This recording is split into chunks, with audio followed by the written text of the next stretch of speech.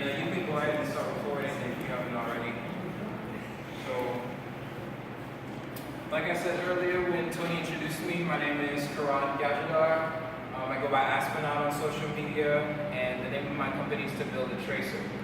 And what that meant for me is becoming the absolute navigator. And it's funny that I'm in a martial arts dojo because that's kind of like my next chapter that I want to delve into, because I can go to and from anywhere in the city at will. I'm training my body to climb, jump, crawl, over, under, through, anything. But there are times that you get somewhere and someone wants to stop you from your path, and that's what you guys do. You learn martial arts, you know. And in my journey of physicality or training of any kind, I played maybe like 6 sports when I was a kid. And right around the time I was 12, I had to go to the doctor, and they told me that I had mild scoliosis.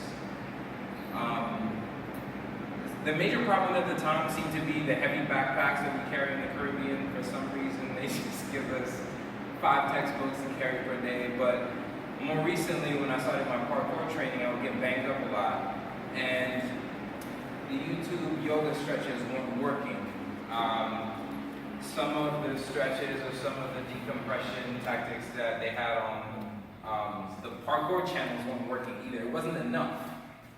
I've bought a jigsaw, taken the blade out, and custom rigged this massage device with like a small metal beam and a chair, like a chair foot peg on the end to massage my shins. Like, that's how bad I was getting, and that's how desperate I was. And through a series of events last year, I ended up going to California and meeting a trainer called Darian Barr. He is the creator of Palo, the tool and the system, and the owner of Barrunning. So I spent about 3 months with him learning this technique and a few other running techniques, a few other techniques in regards to just what the body is designed to do, which is running primarily. And then from that philosophy, from that basis, you're able to extract efficient information about, well, what else do you want to do? And how can we find a way to do it so that it respects the body's design, so you can produce more power more efficiently, recover, and be a substantiated athlete. So you don't have to go see a chiropractor, a massage therapist, all of these different kinds of specialists to treat your body like a vehicle. You know, switch brakes, oil change this and this and that, because the body functions as a unit. And that's what I'm here to share with you today. So these are Palos, by the way. It's the base of it is a polycarbonate rock. This one is clay infused and texturized to give a sense of traction. And that's one of the main tenets of why this works. So when you grab the Palo, you never do this. The joke we have is like, it's monkey gripping. Because when you hold something like this, at all times, when you hold a beam like this or a bar like this at all times, it locks up the muscles of it. Your fingers and even your feet, they function like rigging. So whatever you do with these affects everything else. When you sort of lightly grasp the first knuckle and purse the bar in your hands, you open up to the range of putting twists or folds or turns in it so you can stretch. And so let's see where I'd like to start. So let me give you an example. Currently, I have a lot of issues with my shoulders. So what we do with the Palo is there is a force providing hand, or I like to call it like a masculine hand, and a feminine hand, a receiving hand. The feminine hand or the receiving hand is the one that you want to work on, or the side of the shoulder that you want to work on. So the way this works is I provide a force from one side, and I go into it and I let it follow the energy, and I let it carry, and it stretches in a range, almost following, it follows a bit of the fascia, but primarily the muscle. And the way that it works is when you put this pressure in, it's putting your bones and your joints in a position to stretch the muscle. Now, most of the regular PE stretches that you do or that you learn in school, you know, that touch your toes, but this is going to sound like a tricky misnomer at first. Muscle can't stretch muscle as well as bones or joints stretch muscle, because muscle is rooted. I mean, it literally is joined and rooted in the bone at that junction. So if you control the junction, you control the muscle. If somebody controls the junction in your body, they control your muscle, and they can do whatever they like. One of the other more important tenets of doing palo and some of the bar running techniques is a principle called tensional balance. So what that means is having the ability to root yourself on one limb in such a way that the rest of the limbs can do whatever they want, because the center of gravity is, the responsibility is taken on one side. It works best on dirt, but for the sake of where we're at, this is fine. It's a flat surface, but really having that root and standing in a presence, in a stance, in a way that respects the way that your muscles actually wrap around your body, instead of like straight on, like you see people do pistol squats on Instagram all the time. If you, like I tell some of my clients, get up in the morning and look at yourself in the mirror naked. Look at the way the muscle wraps around the body and goes down from your head to your toes, and where it wants to follow, where it's designed. Tyree and I were doing some parkour a couple months back, and I was like, let me show you a little bit about this tensional balance stuff. And he threw a punch, and I quickly rotated my shoulders back and forth, and as you notice, it kind of goes through this arc on its own, because your body has scores in it based on where the musculature is. It wraps. There are certain things that it actually just wants to do. And if you learn how to codify that, respect it, notice it, you can get, again, more force production, more efficiency, ward off pain from awkward stances, if you respect the way that the body is designed and the way that it wants to move, the way that it wants to run. So, going back to the demo of my shoulder, this is typically how it's done. Pick a side. I'm feeling right now to get tensionally balanced on my right side. I'm rooted here. I can move the rest of my limbs as I want and still stay balanced. So in parkour, one of the main movements that we do is a kong. So I have this problem or this knack that I keep working on. I run up, I do a kong, I place my hands down, and I pull my legs through. And as a result, my hands go through this spiral. And this spiral pulls on my lats, on my back, a little higher up here on my deltoids and so forth. So to counteract that, since my hand spirals this way, I'm going to turn it this way up and out, in the opposite direction that I usually put force down. So I'm tensionally balanced on my right side, and lightly place my hands on the palo, and with the masculine hand, with the force-producing hand, then twist and carry the force, and the soreness, the pain, or the tension, the trigger point, whatever you'd like to call it, will say, well, you're trying to work this out, so follow the tension as it goes.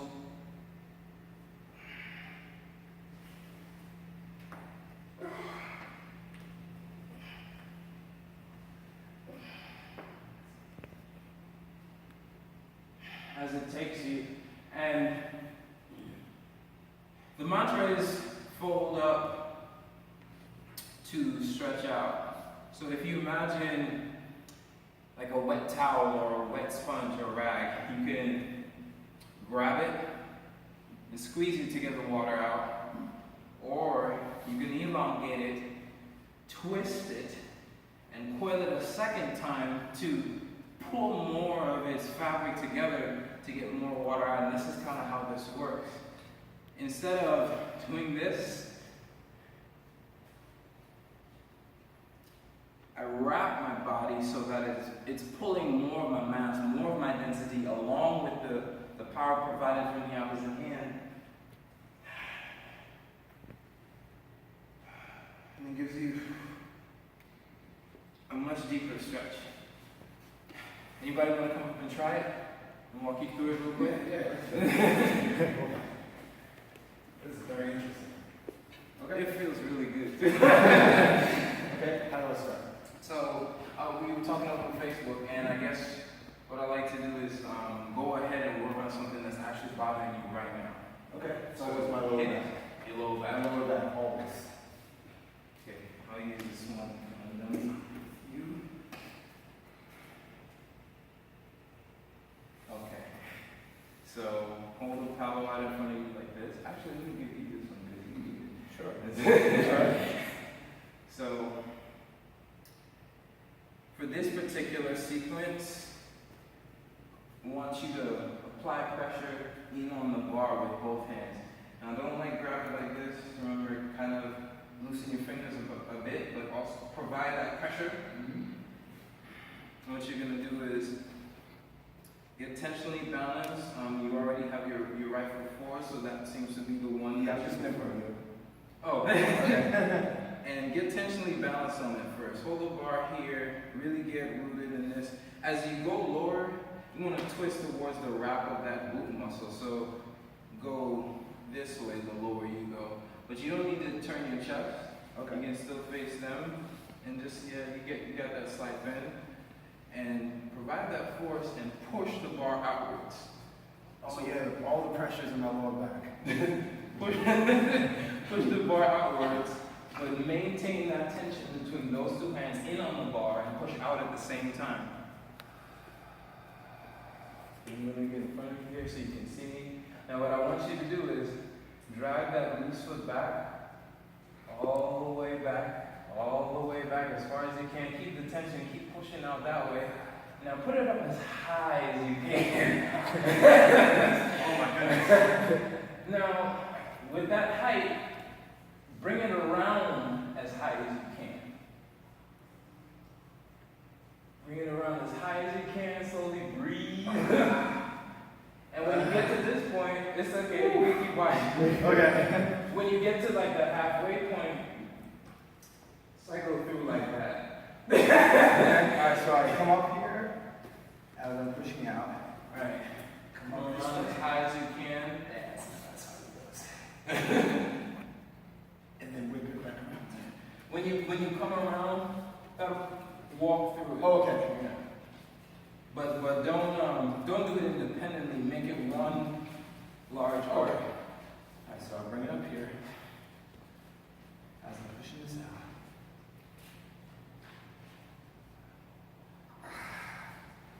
Now, the second time we'll hold. This is really work on the hips.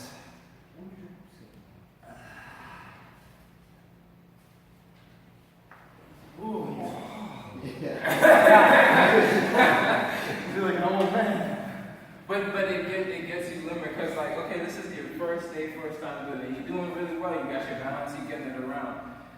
2 weeks, and I think you've been watching some of the stuff I do. Yeah. After 2 weeks, because it hurts when you're working on it. It is work because you're getting a much deeper stretch then. You know. Just that, yeah. So the continuation of that sequence is coming around, and every time you come forward and you cycle through, you go lower.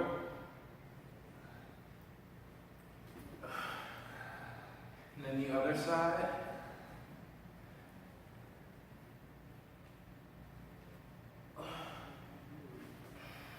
Oh man, my lower back is just all the pressure in my lower back.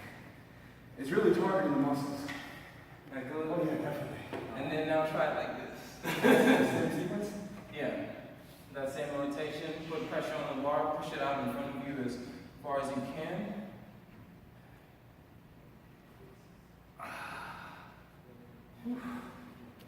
That's good. Other side. Try the other side.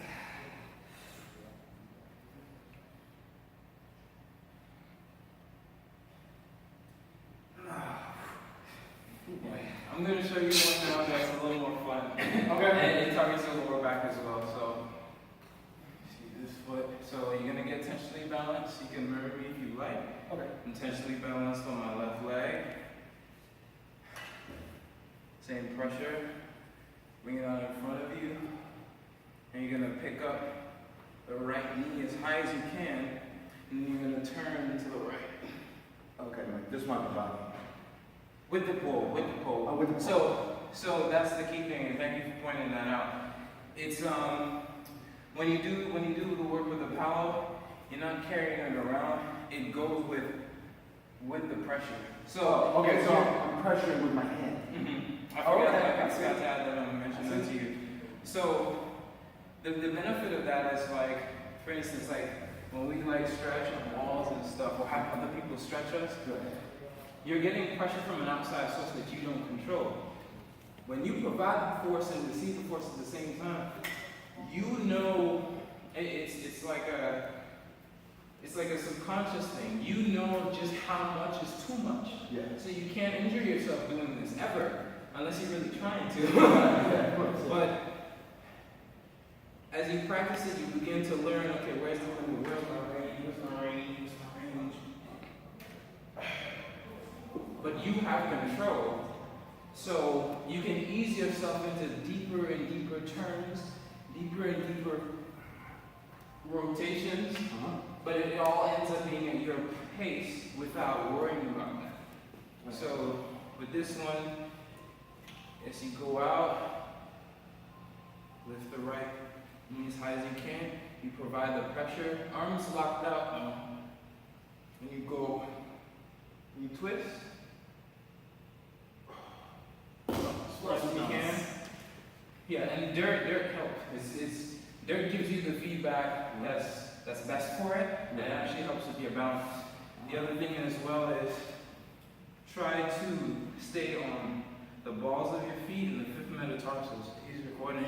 The fifth metatarsal is like the bottom of the pinky, right here, like halfway down to the foot. You can all feel it and know where that is. Between that point and the balls of your feet, that's the sweet spot. That's all you really need. Your heel is rigging for the rest of your foot. That is the active part. So I'll do the other side now. Root it in on the right side. Raise my left knee. Now provide the force to go to my left. And when you get to a point of coiling, I mean, you don't have to keep the knee up because it's with the flow of energy. It's for the sake of the demonstration. But if you feel the foot coming forward, then go where the foot wants to go. Right. So that'll give you the opportunity to keep.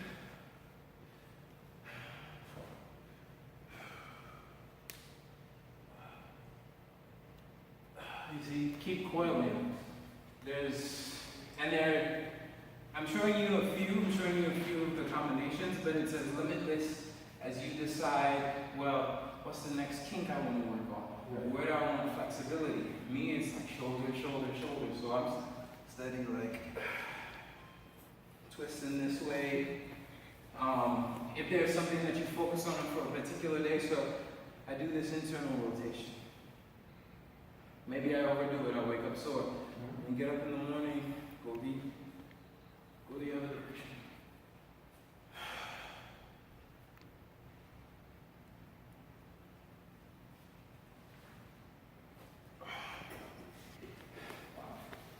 And like a post I made the other day, I know you're finding of Ryu. Yes. Gets you like on C. Yes.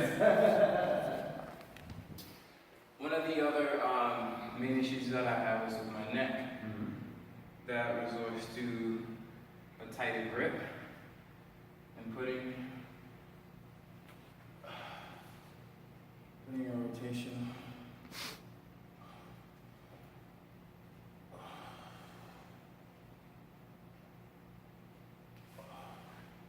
Can balance on this as well, but it's a bit like programming. Different Different handles. different grips, different ranges of pressure, give you different results, different bites. So that was one of the other things that I learned. If you reverse your bite, it affects different muscles in your trunk, in your abdomen, and in your back. Put it out to the front, do the same thing. It'll stretch out different muscles in your back. So to the left or to the right. Because the body really functions as a unit. And some of you guys might know that company Bevel. Yep. Razor company Bevel. You know why they're making so much money right now? The whole premise of Bevel is honesty. On their site, they tell you the story about how the razor industry started. Straight razors were perfect. They did their job. And then all of a sudden, those sales were dropping, the capitalist machine, so on and so on. Not to make it too political, but it's a reality that we're in where there's this phenomenon called planned obsolescence. And it occurs in the fitness industry, it occurs in food, it occurs in technology. They need to keep selling us stuff, so they need to keep remixing it or making up false information or making up false standards for what your body should perform like and say, this is the new standard, this is baseline. If you're not on baseline, you're dysfunctional. Right. Come, let us help you heal yourself. Last time I checked, a lion did, The model of Apple. Huh? The model of Apple phones. Right. Everything. There's everything. Cars, they've had, hydrogen-powered cars since, the 70s and stuff. So, where I bumped into that is in fitness, because you really have to start to think, it's like, wait a minute, what was ever really the problem? Because now barefoot running is a craze, but that's kind of how we started up, so why did we start wearing shoes? You see? Yeah. And He's trying to sell it to you again. yeah, and animals like tigers, they don't need a certification to become an antelope hunter. They just hunt. They already know how to do that. So the reason that I bring that up is to place what I do in proper context. This is an exit strategy. Because once you start using this formula, it gets rid of all the PE stuff. It gets rid of all the issues coming from bad shoes, poor backpacks, bad posture as a child, and so on and so forth. And it brings you back to baseline. So I'm not teaching anything more so than I'm giving people an opportunity to decondition themselves and come back to that base where, I know how to do this, because you have the ability to listen to your body again and know what it wants. It's like, turn this way. Don't make this awkward movement. Hey, do you have any knee exercises? There's no such thing as knee exercise, or leg day and chest day, because legs and chests don't take a day off. Yeah. We've placed fetishes on the body that it does not understand or care for, and wonder why, I can't lift as much, or I feel tired, or I tore my bicep, or I did this, or did that. Well, it doesn't care about our language. It doesn't care about our fetishes. It doesn't care about our aesthetic goals. It was designed to do one thing: run.